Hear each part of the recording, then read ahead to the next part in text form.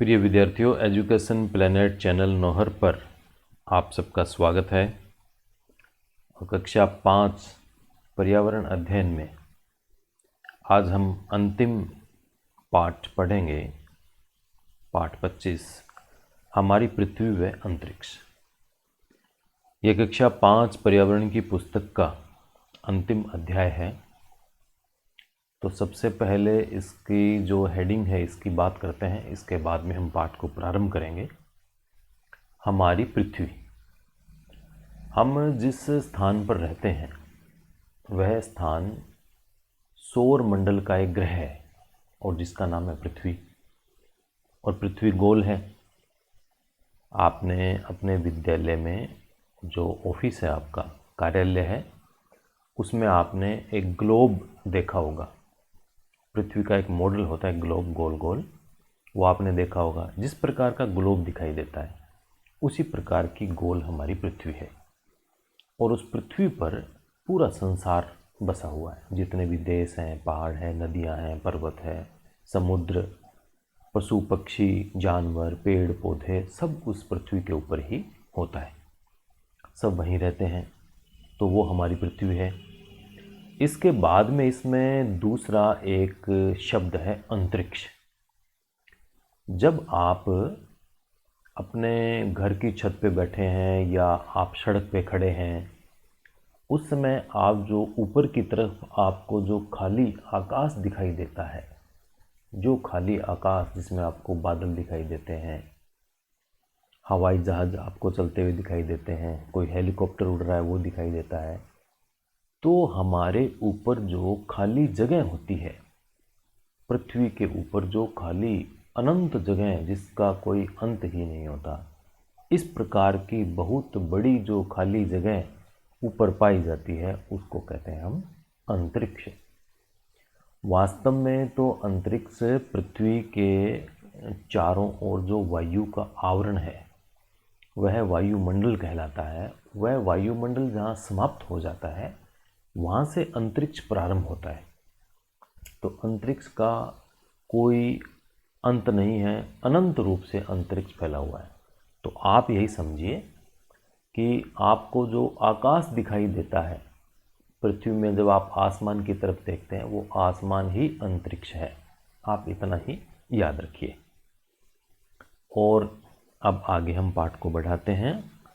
बबलू अपनी माँ के साथ छत पर सोता था और बबलू माँ से बोला, आकाश में बहुत सारे छोटे छोटे तारे टिमटिमाते हुए दिखाई दे रहे हैं। टिमटिमाने का मतलब होता है कभी तो उसकी रोशनी ज़्यादा होती है, कभी उसकी रोशनी कम होती है, कभी आपको ज़्यादा चमकता दिखाई देता है, कभी कम दिखाई देता है। ऐसे जो चमक उसकी बार बार कम ज़्यादा होती रहती है उसको कहते हैं टिमटिमाना। तो ऐसे आकाश में छोटे बड़े बहुत सारे तारे टिमटिमाते हुए दिखाई दे रहे हैं। चंद्रमा भी चमकता हुआ गोल सुंदर दिख रहा है। आकाश में कुछ तारे तो बहुत ज़्यादा चमक रहे हैं, कुछ कम चमक रहे हैं। अब बबलू को ये समझ में नहीं आया कि ये रात को ये पूरी आकाश चांद से तारों से भरी रहती है, इतना सुंदर दृश्य होता है, ये सारे के सारे दिन में कहाँ चले जाते हैं। दिन में तो कुछ नहीं दिखता। दिन में तो ऊपर देखते हैं तो नीला आकाश दिखाई देता है, कहीं बादल दिखाई देता है, सूरज दिखता है, लेकिन ये कहाँ गायब हो जाते हैं, उसको ये समझ में नहीं आई। अब आप लोग बताइए कि आपने आकाश में क्या क्या देखा है और हम सूर्य के सामने क्यों नहीं देख सकते। जो बबलू की बात आई है उसकी बात हम आगे करेंगे कि दिन में कहाँ चले जाते हैं, चांद तारे ये दिन में कहाँ गायब हो जाते हैं। तो आपने आकाश में क्या क्या देखा है, पहले आप बताइए। तो निश्चित रूप से जो आकाश में आपने देखा है, जो मैंने देखा है, वो सब ने एक जैसा ही देखा है।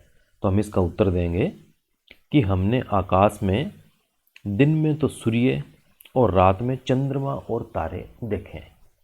क्योंकि सूर्य भी तो आकाश में ही होता है। तो दिन में तो हम सूर्य को देखते हैं और रात्रि में हम चंद्रमा को देखते हैं और तारे ये हमें दिखाई देते हैं। दूसरा है, हम सूर्य के सामने क्यों नहीं देख सकते। सूर्य की तो आप बात छोड़िए, यदि कोई बहुत तेज़ रोशनी आपके सामने हो रही है, कोई बहुत तेज़ बल्ब जल रहा है जिसकी रोशनी बहुत ज़्यादा होती है, उसके सामने भी आप नहीं देख पाएंगे। और सूर्य की रोशनी तो इतनी ज़्यादा चमक वाली होती है कि आप उसके सामने देखेंगे तो आपकी आंखें खराब हो सकती है। तो आप इसका उत्तर देंगे क्योंकि सूर्य का प्रकाश बहुत तेज होता है, इसलिए हम सूर्य के सामने देख नहीं सकते। आपको सूर्य के सामने देखना भी नहीं चाहिए। कई ऐसे प्रयोग करने के लिए कि क्या होता है, एक दृष्टि से सूर्य के सामने देखते रहते हैं तो वो उनकी आंखों के लिए नुकसानदायक हो सकता है। और जब सूर्य ग्रहण होता है उस समय तो सूर्य को बिल्कुल नहीं देखना चाहिए, उससे हमारी आंखों की रोशनी भी जा सकती है। तो ये आपको सावधानी रखनी चाहिए। चलिए बबलू के प्रश्न का उत्तर ढूंढते हैं, आगे चलें। ये देखिए आप, कितना एक सुंदर दृश्य आपको दिखाई दे रहा है। आकाश के दृश्य का अवलोकन। अब ये छत है, ये बबलू है, ये बबलू की माँ है और ये इनको आकाश दिखाई दे रहा है। ये देखिए, ये चंद्रमा है और ये तारे हैं। अब ये तारा छोटा है, ये इससे भी छोटा है, ये बड़ा है, ये भी छोटा है, ये बड़ा तारा है, ये बड़ा तारा है। तो आकाश में छोटे बड़े तारे टिमटिमाते रहते हैं। चंद्रमा भी होता है, ये आकाश का दृश्य होता है। ये आप सबने देखा ही है। और अब हम बबलू के प्रश्न का उत्तर ढूंढते हैं। और आप अपने विद्यालय में चार्ट, मॉडल ये आप ज़रूर देखना। और ग्लोब को तो आप अवश्य देखना अच्छी तरह से, कितना गोल नीले रंग का ग्लोब होता है, कौन सा देश कहाँ पर है, इसको आप ज़रूर देखना। अब देखिए, माँ और बबलू की जो बातचीत हो रही है उस बातचीत में हम भी शामिल होते हैं। माँ, बेटा ये तारे दिन में कहीं नहीं जाते, सूर्य के तेज प्रकाश के कारण हमें दिखाई नहीं देते, अंधेरा होने पर दिखते हैं। होता यही है, सूर्य का प्रकाश इतना ज़्यादा तेज होता है कि फिर उसका प्रकाश आ जाता है तो हमें रात्रि के कम प्रकाश वाले तारे में दिखाई नहीं देते। लेकिन जाते कहीं नहीं है, वो तारे दिन में भी वहीं होते हैं, रात्रि में भी वहीं होते हैं, हमेशा वहीं रहते हैं। बबलू, पर माँ अंधेरे में तो हमें कुछ नहीं दिखता। माँ, बेटा इन तारों में स्वयं का प्रकाश होता है, ये हमारे सूर्य की तरह ही है पर बहुत दूर है, इसलिए छोटे छोटे दिखते हैं। यानी जो हमारा सूर्य है वो भी एक तारा होता है। तारे का अर्थ है ऐसे वो पिंड होते हैं जिनमें स्वयं में ही प्रकाश निकलता रहता है। तो सूर्य एक बहुत बड़ा तारा है और वो हमारे नज़दीक है, इसलिए हमें इतना बड़ा और इतना तेज प्रकाश देता है। और जो आकाश में जो तारे हैं वो हमसे बहुत ज़्यादा दूर है। और आप जानते हो, आपसे कोई चीज़ बहुत ज़्यादा दूर होती है तो जैसे जैसे दूर जाती है वो आपको छोटी दिखाई देने लग जाती है। इसी कारण से जो तारे हैं वो हमसे बहुत ज़्यादा दूर होने के कारण से छोटे दिखते हैं। वास्तव में वो छोटे नहीं है, वास्तव में तो कई तारे ऐसे हैं जो सूर्य से भी बड़े हैं लेकिन दूरी बहुत ज़्यादा है, इसलिए वो हमें छोटे दिखते हैं और उनका प्रकाश इतना कम दिखता है। बबलू, अच्छा चंद्रमा हमारे पास है इसलिए बड़ा दिखता है। बिल्कुल, बबलू को बात समझ में आ गई। माँ, हाँ पर चंद्रमा का स्वयं का प्रकाश नहीं है, वह सूर्य के प्रकाश से चमकता है। चंद्रमा में कोई प्रकाश स्वयं का नहीं है, जैसे पृथ्वी में कोई स्वयं का प्रकाश नहीं है। पृथ्वी भी चमकती है तो सूर्य के प्रकाश से चमकती है, ऐसे ही चंद्रमा भी सूर्य के प्रकाश से चमकता है। सूर्य की जो रोशनी है वो चंद्रमा के धरातल पर गिरती है, इसलिए हमें चंद्रमा चमकता हुआ दिखाई देता है। बबलू, माँ देखो तारों में एक तारा अत्यधिक चमक रहा है और कुछ तारे तो ऐसे लग रहे हैं जैसे कुछ लाइन में जमे हो, ऐसा क्यों है?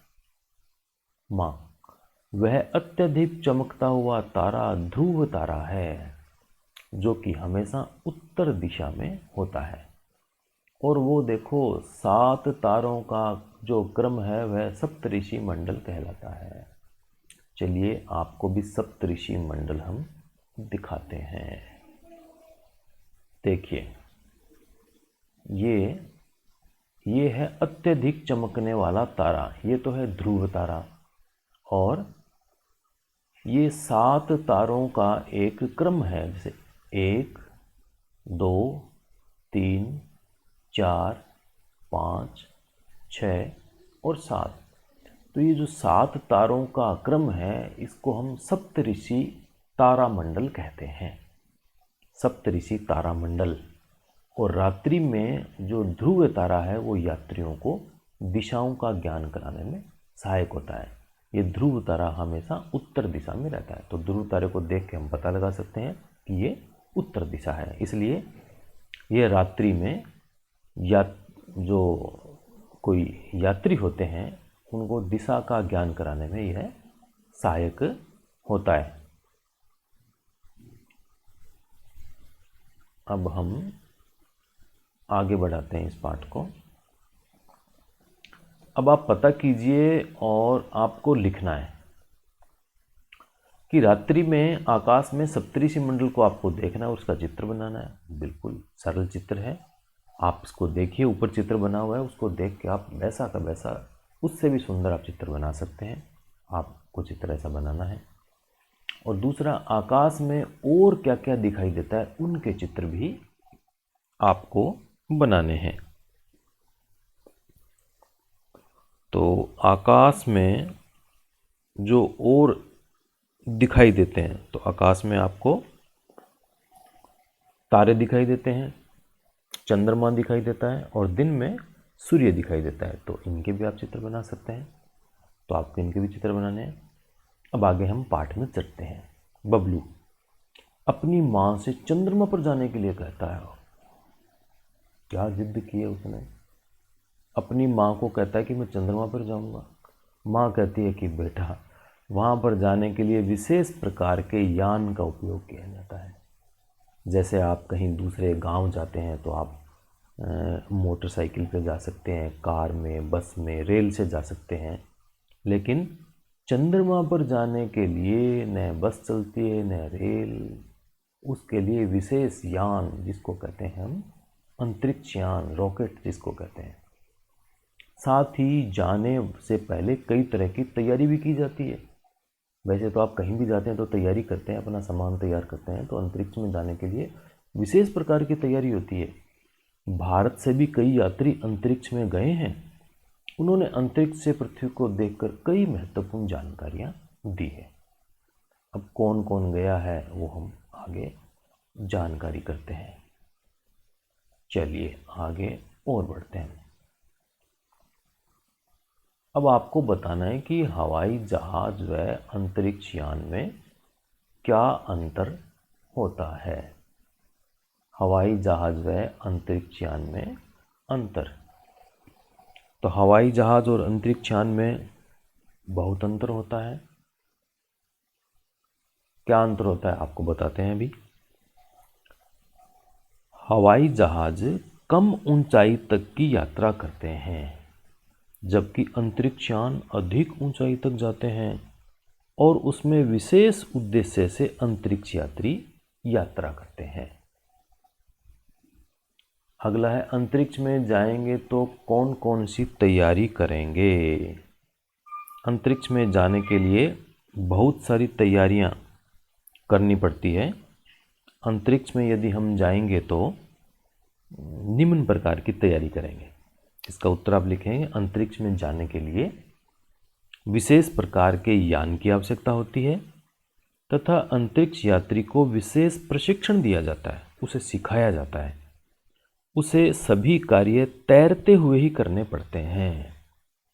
वहाँ पे आप जैसे यहाँ पृथ्वी पर बैठे रहते हैं वैसे आप बैठे नहीं रह सकते, आप वहाँ हवा में उड़ते रहोगे। इस प्रकार का वहाँ पे वातावरण होता है, तो उसे सभी कार्य तैरते हुए करने पड़ते हैं। अतः उसे प्रशिक्षण को सफलतापूर्वक पूरा करना आवश्यक होता है। इसके अतिरिक्त हम अलग तरह का भोजन करने, विशेष अवस्था में कार्य करने गुरुत्वाकर्षण बल के अभाव में रहने तथा अत्यधिक दाब व भारहीनता में रहने की तैयारी करेंगे। तो इतने विशेष प्रकार की तैयारियां वहां जाने के लिए उससे पहले करनी पड़ती है। अभी तक भारत के कौन कौन से अंतरिक्ष यात्री हुए हैं, उनकी जानकारी अपने विद्यालय में पुस्तकालय से प्राप्त कीजिए। तो अभी तक भारत के 3 अंतरिक्ष यात्री हुए हैं। नंबर 1 सबसे पहले राकेश शर्मा, और नंबर 2 कल्पना चावला, और नंबर 3 सुनीता विलियम्स। चंद्रमा से देखने पर हमारी पृथ्वी कैसे दिखाई देती होगी? बिल्कुल, चंद्रमा से देखने पर हमारी पृथ्वी छोटी और गोल गोल दिखाई देती है। बहुत ही सुंदर पृथ्वी दिखाई देती है। अब देखिए, ये नीचे 3 चित्र हैं यहाँ पे। ये है राकेश शर्मा, ये कल्पना चावला, और ये सुनीता विलियम्स। आइए इनसे मिलते हैं।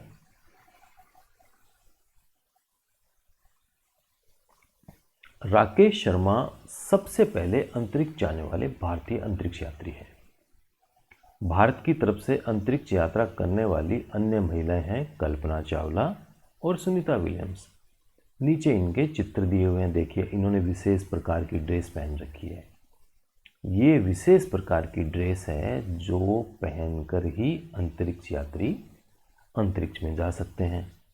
ऐसे इसको देखिए, सुनीता विलियम्स को, इसने विशेष प्रकार की ड्रेस पहन रखी है, और ये कल्पना चावला ने भी विशेष प्रकार की ड्रेस पहन रखी है। तो ये विशेष प्रकार की ड्रेस पहनने के बाद ही कोई अंतरिक्ष में जा सकता है। चलिए और देखिए, चित्र देखिए और बताइए कि अंतरिक्ष यात्रियों ने क्या पहन रखा है।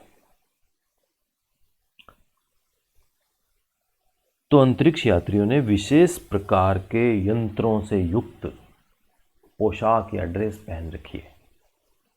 और दूसरा है, क्या हम अंतरिक्ष में जा सकते हैं? हाँ, हम अंतरिक्ष में जा सकते हैं।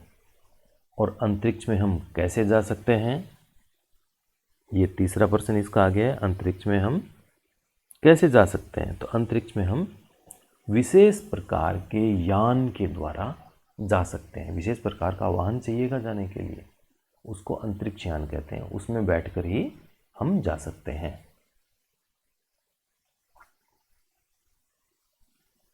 देखिए, आप जब विद्यालय आपका लगता है तो आप ग्लोब उसमें अवश्य देखिए, आपको उसमें ग्लोब से बहुत जानकारी मिलेगी।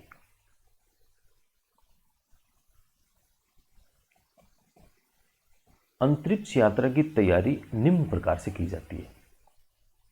अलग तरह का भोजन करने की। वहाँ आप ऐसे नहीं है कि आप दाल रोटी सब्जी इस प्रकार से आप खा सकते हैं, क्योंकि वहाँ सब कुछ हवा में तैरता रहता है। इसलिए विशेष प्रकार के वहाँ भोजन की आवश्यकता होती है। और विशेष अवस्था में कार्य करने की तैयारी वहाँ की जाती है, क्योंकि सब जगह उड़ते हुए जाना पड़ता है, ऐसे हवा में जैसे तैर रहे हैं इस प्रकार से। और गुरुत्वाकर्षण बल के अभाव में रहना। अब देखिए, गुरुत्वाकर्षण बल क्या होता है? हमारी इस पृथ्वी में एक विशेष प्रकार का बल होता है कि वह सब चीज़ों को अपनी ओर खींचती रहती है। पृथ्वी के इस गुण को कहते हैं गुरुत्वाकर्षण बल। लेकिन अंतरिक्ष में यह बल नहीं होता। चंद्रमा पे तो पृथ्वी से 6 गुना कम गुरुत्वाकर्षण बल है। यानी आप यहाँ पर यदि 2 फीट तक हाई जंप लगा सकते हैं, तो आप चंद्रमा पे 12 फीट का हाई जंप लगा सकते हैं। आप किसी बॉल को यहाँ पे यदि 20 फीट की ऊंचाई पे फेंक सकते हैं, तो चंद्रमा पे आप 120 फीट की ऊंचाई पे फेंक देंगे, 6 गुना ज़्यादा, क्योंकि वहाँ पे गुरुत्वाकर्षण बल कम है। और एक जो तैयारी करनी पड़ती है अंतरिक्ष यात्रियों के लिए, वो है अत्यधिक दाब व भारहीनता में रहने की। दाब वहाँ पे ज़्यादा है, भारहीनता में रहने की इसका भी अभ्यास करना पड़ता है। अब आप कल्पना करो कि आप अंतरिक्ष यात्रा पे जा रहे हो और अपनी अंतरिक्ष यात्रा का वर्णन अपनी उत्तर पुस्तिका में आप कीजिए। चलिए, आपको कल्पना के आधार पे ये लिखना है, मानना है। तो आप इसका उत्तर लिख सकते हैं, जब मुझे अंतरिक्ष यात्रा के लिए चुन लिया जाएगा तो मैं वहाँ जाने के बारे में अपने मित्रों और अपने माता पिता को, अपने संबंधियों को सूचना दूंगा।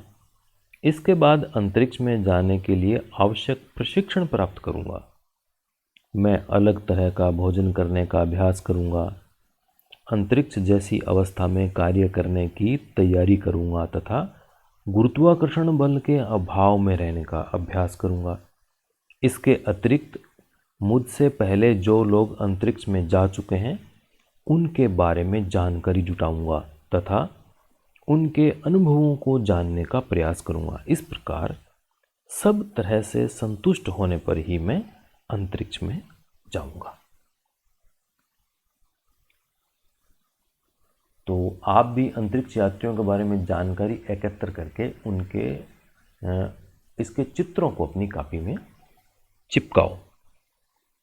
तो बिल्कुल 3 चित्र तो अभी पहले आपको मिले ही थे, ऊपर थे।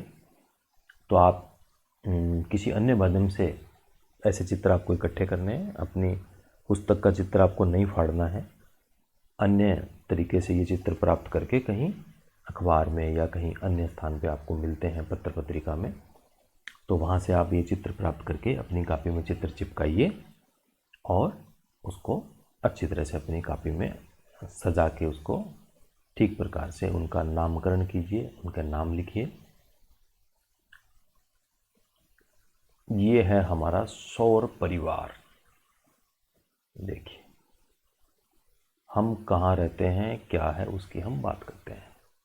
चलिए, सौर परिवार क्या है? ये तो है सूर्य, एकदम जो आग की तरह आपको दिखाई दे रहा है ना, पूरा गोला, ये सूर्य है। इसमें हमेशा इस प्रकार से आग जलती रहती है, तो ये इसीलिए इसमें से रोशनी निकलती है और इससे ताप भी निकलता है। गर्मी और प्रकाश दोनों हमें सूर्य से मिलते हैं। अब ये इसके बाद में ग्रह हैं। ये बुध है। सूर्य के जो सबसे पास में जो ग्रह है वह है बुध, और उसके बाद में शुक्र, फिर पृथ्वी तीसरे नंबर पर, इसके बाद में मंगल है, फिर ये देखिए बृहस्पति सबसे बड़ा, कितना बड़ा दिखाई दे रहा है, फिर शनि है, फिर अरुण है, फिर वरुण है। ये जो सारे हमें दिखाई दे रहे हैं, कौन से ये ग्रह? बुध, शुक्र, पृथ्वी, मंगल, बृहस्पति, शनि, अरुण, वरुण और सूर्य, इन सबको कहते हैं सौर परिवार, यानी सूर्य का परिवार। तो ये सूर्य इसका मुखिया हो गया और ये सारे परिवार के सदस्य हो गए। तो सूर्य और ग्रहों को मिलाकर हम सौर परिवार का नाम देते हैं। अब देखिए, सबसे पहले सबसे पास में कौन है? बुध, और सबसे अंत में कौन दिखाई दे रहा है? वरुण दिखाई दे रहा है। और पृथ्वी का कौन सा नंबर है दूरी के हिसाब से? तीसरा। और सबसे बड़ा कौन सा है? सबसे बड़ा बृहस्पति। और किसके चारों ओर एक प्रकार का चक्कर सा है, वलय जिसको कहते हैं, घेरा है, वो है शनि। ये आपको इतनी बातें सौर परिवार का चित्र देखने से पता आपको लगा है। चलो आगे देखते हैं और क्या हमें जानकारी मिल रही है। वाह भी वाह, देखिए कितना आग जल रही है पूरी की पूरी। ये इतना विशाल और आग का गोला होता है सूर्य।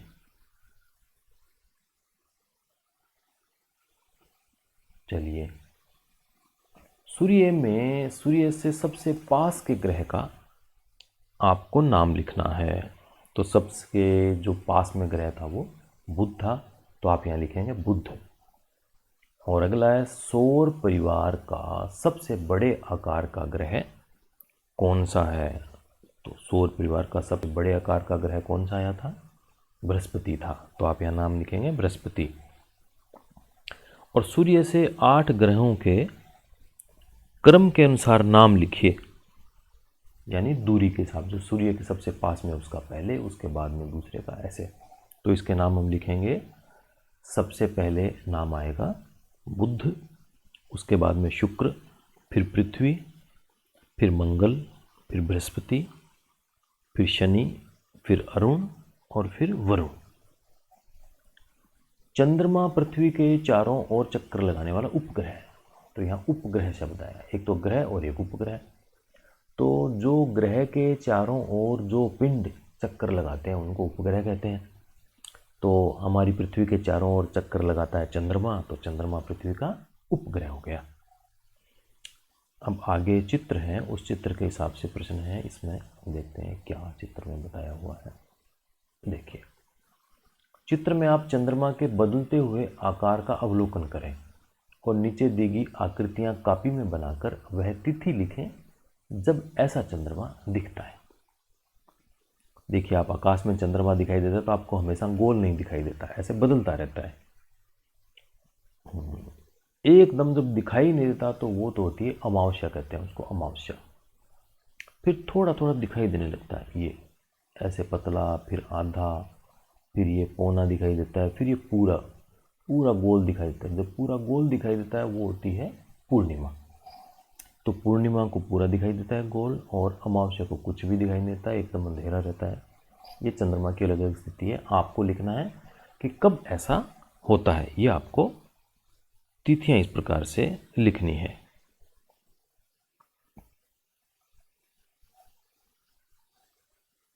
आगे चलते हैं हम।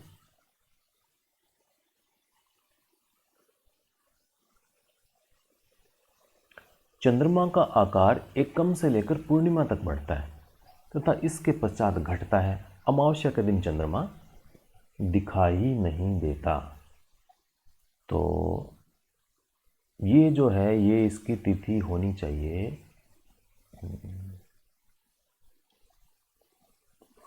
दूज या तीज, द्वितीया या तृतीया, और ये होगी, ये आधा है तो ये हो जाएगी सप्तमी या अष्टमी, ये हो जाएगी द्वादशी या त्रयोदशी, और ये चतुर्दशी या ये पूर्णिमा। ये पूरा गोल होता है वो पूर्णिमा हो जाती है। तो इस प्रकार से आप तिथि लिख सकते हैं। तो ये एकम से लेकर पूर्णिमा तक बढ़ेगा, उसके बाद फिर थोड़ा थोड़ा घटना शुरू होता है। यानी ये है, पहले ये इतना दिखाई दे रहा है, फिर इतना होगा, फिर ये होगा, फिर पूरा हो जाएगा, उसके बाद वो घटेगा। तो ये है, फिर ऐसा घट जाएगा, फिर ऐसा, फिर ऐसा, और फिर आगे इससे बिल्कुल काला हो जाएगा, कुछ दिखाई नहीं देगा। तो ये आकार एकम से लेकर पूर्णिमा तक बढ़ता है, उसके पश्चात घटता है। अमावस्या के दिन चंद्रमा हमको दिखाई नहीं देता है।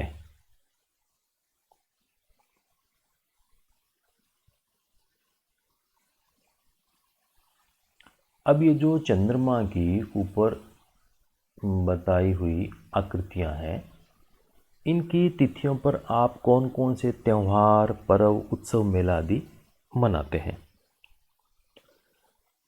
तो हमारे जो प्रमुख त्यौहार होली, दीपावली, ईद, वैशाखी, ये इन्हीं तिथियों पर मनाए जाते हैं। आपको ऐसा उत्तर लिखना है। क्या इन दिनों कोई मेला लगता है? हाँ, इन दिनों कई स्थान पर मेले भी लगते हैं। इसका उत्तर आप ये देंगे। फिर इस दिन आपके परिवार के लोग क्या क्या करते हैं? तो इस दिन हमारे परिवार के लोग सुबह उठकर स्नान आदि करके पूजा करते हैं, कभी कभी गंगा स्नान को भी जाते हैं, तथा घरों में पकवान बनाए जाते हैं, अच्छी अच्छी मिठाइयाँ बनाई जाती है, बहुत अच्छा अच्छा भोजन बनाया जाता है।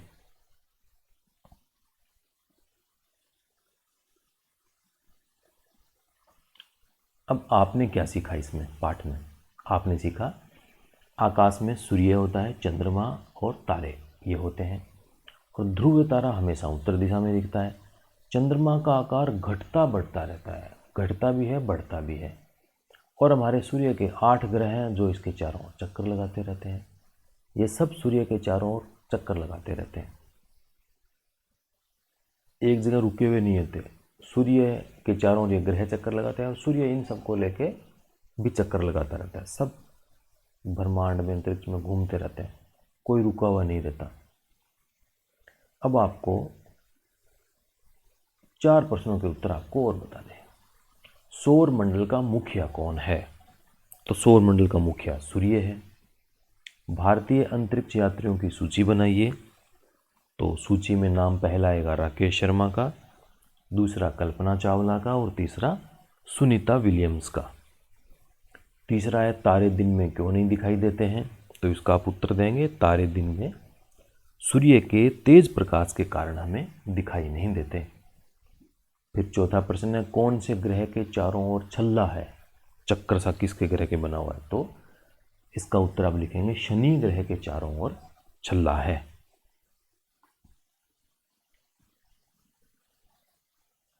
देखिए, सारे जहां से अच्छा हिंदुस्तान हमारा, ये किसने कहा था पता है आपको? ये सारे जहां से अच्छा हिंदुस्तान हमारा। जब राकेश शर्मा अंतरिक्ष में पहुंच गए तो भारत की प्रधानमंत्री शायद इंदिरा गांधी, श्रीमती इंदिरा गांधी भारत की प्रधानमंत्री थी, तो उन्होंने राकेश शर्मा से पूछा था कि आपको अंतरिक्ष से भारत कैसा दिखाई देता है? तो राकेश शर्मा ने कहा था सारे जहां से अच्छा हिंदुस्तान हमारा। तो वास्तव में पूरे संसार में जो सबसे सुंदर, सबसे प्यारा देश है वो हमारा हिंदुस्तान ही है, यानी भारत ही हमारा सबसे सुंदर देश संसार में है। तो इस प्रकार से एक बहुत ही सुंदर और जानकारी से भरा पाठ हमारा समाप्त हुआ है, लेकिन इसके प्रश्न समाप्त नहीं हुए हैं। अभी और भी बहुत सारे प्रश्न इसमें बन रहे हैं। जैसे छोटे प्रश्नों में चंद्रमा को पृथ्वी का उपग्रह क्यों कहा जाता है?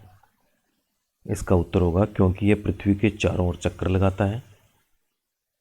तारे हमें छोटे क्यों दिखाई देते हैं? उत्तर देंगे बहुत दूर होने के कारण। पूरा चंद्रमा कब दिखाई देता है? उत्तर होगा पूर्णिमा के दिन। चंद्रमा किस दिन दिखाई नहीं देता है? उत्तर होगा अमावस्या के दिन। और चंद्रमा किसके प्रकाश से चमकता है?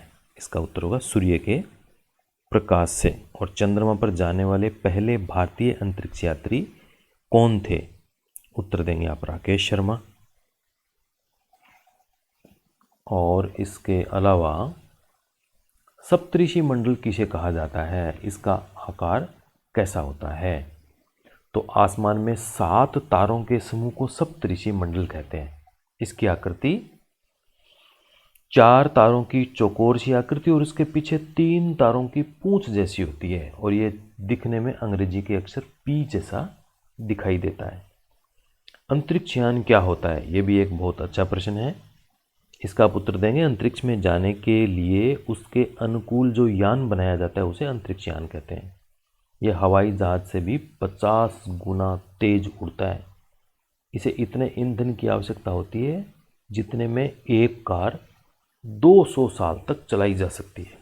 तो अंतरिक्ष में जाना बहुत ही खर्चीला भी होता है, बहुत पैसे उसमें लगते हैं, लेकिन जाना भी ज़रूरी है। बहुत सारा ज्ञान विज्ञान वहाँ से हमें प्राप्त होता है, और मनुष्य को कुछ न कुछ खोज करते रहना चाहिए, तभी मनुष्य का जीवन सार्थक होता है। तो अब इस पाठ को हम समाप्त करेंगे। एक बहुत ही सुंदर, आकर्षक, जानकारी से भरा पाठ आपके सामने आया। कोई बात आपको समझ में नहीं आई है तो आप कमेंट बॉक्स में अपनी बात लिखकर मुझसे पूछ सकते हैं। तो आज ये 5वीं के अब हमारी इस पुस्तक का पर्यावरण का ये अंतिम पाठ था। ये पाठ समाप्त हो गया है। मैं आशा करता हूँ कि सभी पाठ आपको अच्छी प्रकार से समझ में आए होंगे। तो आनंद के साथ में रहिए, और पूरी आपकी पुस्तक समाप्त हो जाएगी तो उसके बाद में फिर आप कक्षा 6ठी के लिए आगे आपकी पढ़ाई प्रारंभ होगी। तो आनंद के साथ रहिए और पढ़ाई करते रहिए। धन्यवाद।